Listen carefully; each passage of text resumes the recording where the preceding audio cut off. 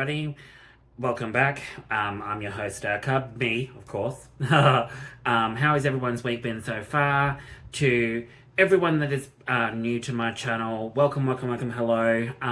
Please don't forget to click like, subscribe, and the notification bell to keep up to date.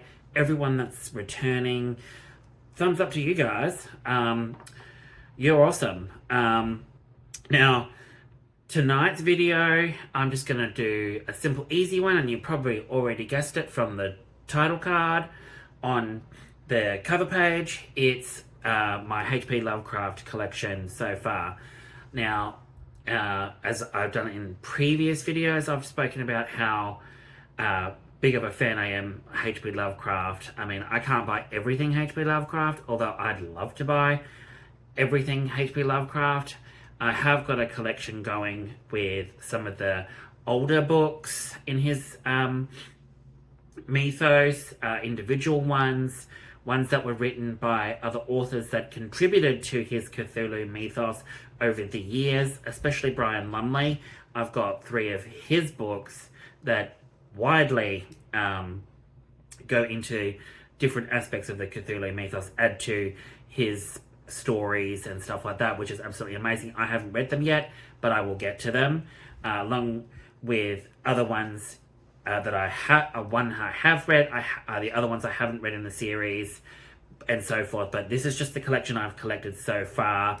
I'd love to collect the weird tales that he wrote some of his original stuff in, but at the moment, with everything being expensive as it is, the weird tales that he wrote, some of his stuff, originally wrote his stuff in from the 1930s, pretty much, I'm looking at $1,500, $1,600 for a magazine. So there's no way I can afford that.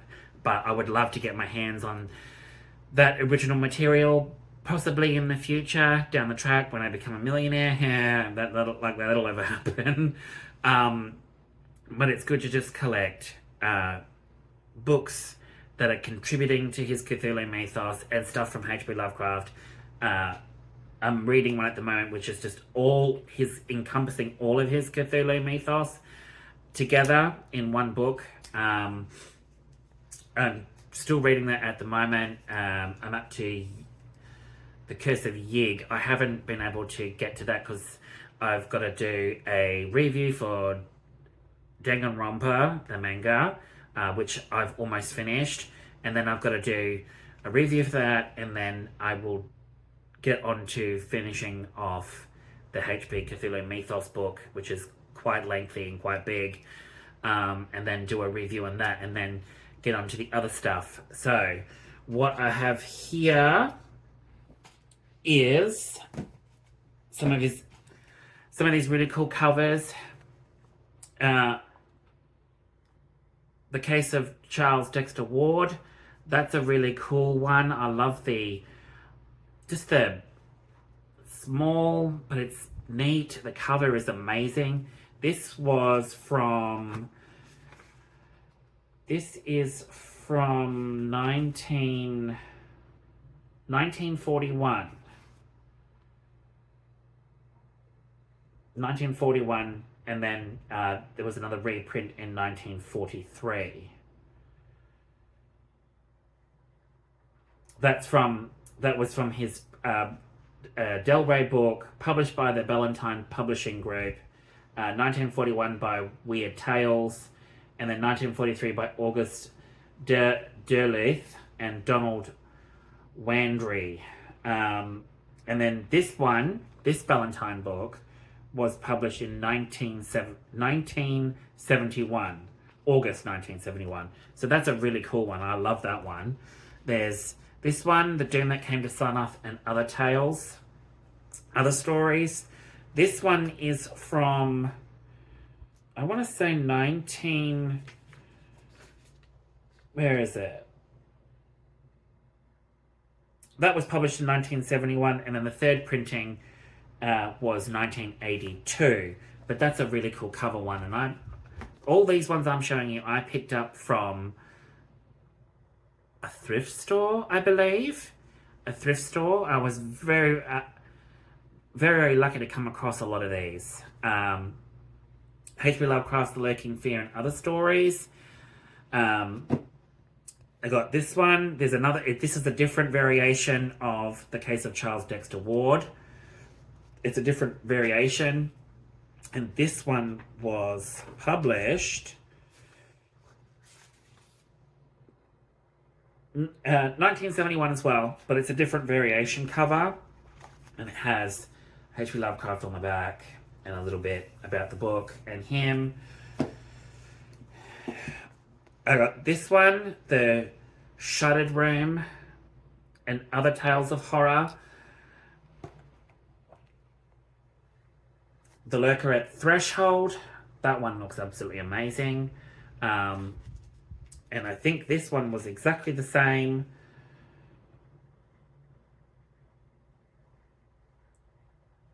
Uh, 1988, and then the 8th printing was 1999. And then, yeah, so there's that one.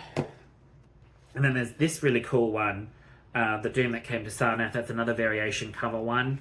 So that's a really good one. I like that one as well. So there's those. I've also got Macabre Stories, H.P. Lovecraft. It's got, what's it got in it? The Tomb, Dagon, A Reminiscence of Dr. Samuel Johnson, Memory, Old Bugs, The Tradition of Juan Romero, The Terrible Old Man, The Temple, The Street, The Picture in the House, The Tree, the Music of Eric Zahn, In the Vault, The Very Old Folk, The Evil Clergyman, The Book, and Ibid. So there's those. I also have from a different author, Matt Ruff, Lovecraft Country, which encompasses a lot of H.P. Lovecraft's mythos into this. I've seen the HBO Max series, and that was absolutely amazing. I have not read the book, but I got it because I wanted to see how different it was compared to the series. So there's that one. And then I've got ones that are all different stories based on H.P. Lovecraft's Cthulhu mythos to do with Cthulhu, Cthulhu, Dagon, Nyarlathotep.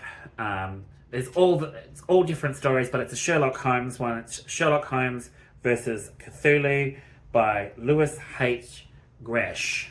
And there's that one. I've not gotten onto that one yet, but that is on my list. There's that one. And then there's the Cthulhu casebooks that I did a review on. I did a review on the first one, which was the Shadwell Shadows, which was that one by James Lovegrove, which was absolutely goddamn amazing. I will flash up the review for that one on the screen now, and it'll probably stay on the screen for a minute or two. So click on that one for a review on that. And then I've got the second one, Sherlock Holmes and the Miskatonic Monstrosities.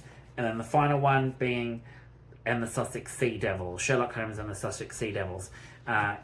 James Lovegrove has done an amazing job with these books. I've only read the first one, but he knows his shit when it comes to H.P. Lovecraft. He understands the layers of fear, dread, encompassing everything cosmic, and incorporates Sherlock Holmes into it so well, and does H.P. Lovecraft's Cthulhu mythos so much justice. I mean, I'm absolutely enthralled with those, with that first book, and now I've got to read the next two, and then that's that series done. I've got these ones which I spoke about, which was Brian Lumley, which is a really, really amazing author. And when I found out that Brian Lumley had done H.P. Lovecraft, Cthulhu mythos, I had to get them. And it's a Titus Crow. I got three. There's the first one being The Burrows Beneath and the Transition of Titus Crow. The second volume is That's volume 2. And it's 2 books it's 2 volumes. The Clock of Dreams and The Spawn of the Winds, and the third one being the last one, which is that one, being In the Moons of Borea and Elysia. So there's those ones are there on my list as well. And I got them from Second Charles. And then there's this one that I got from Barnes and Noble. It's Lovecraft, it's Gothic fantasy, but it's Lovecraft Mythos New and Classic Collection. So there's that one. And this one, it's an anthology of new and classic tales, and it's all different stuff encompassing, again, H.P. Lovecraft's Cthulhu mythos. It's from different authors that have contributed over the years and decades to basically bringing different stories and adding them into the Cthulhu mythos. So I haven't gotten onto that one, which I will. I've just got so much on my plate, trying to get everything done. I've also got this in my collection. It's from Cthulhu's Vault. It's tarot card set. This one is amazing. I recently got that from my husband for Christmas. And it's basically, it's all hand drawn. That's what it looks like. They've got different, Ace of Coins, 2 of Coins, 3 of Coins. It's just all different. It's all different pictures that are all just literally hand drawn. Amazing artwork. As you can see here, the Magician, the High Priestess. It's all hand drawn. It's absolutely amazing work. So that's the tarot cards.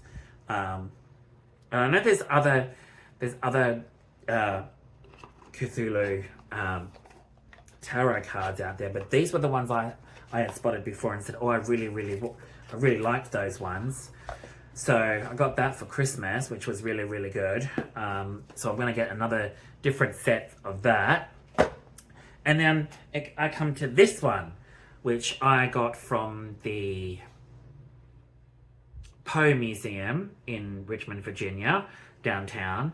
Absolutely amazing place to learn about the history of Edgar Allan Poe and where he came from and what he'd been through, everything, where he'd lived, different items that came out of his house, what desk he wrote on, where all different items of clothing and samples of hair and stuff that people had obviously collected.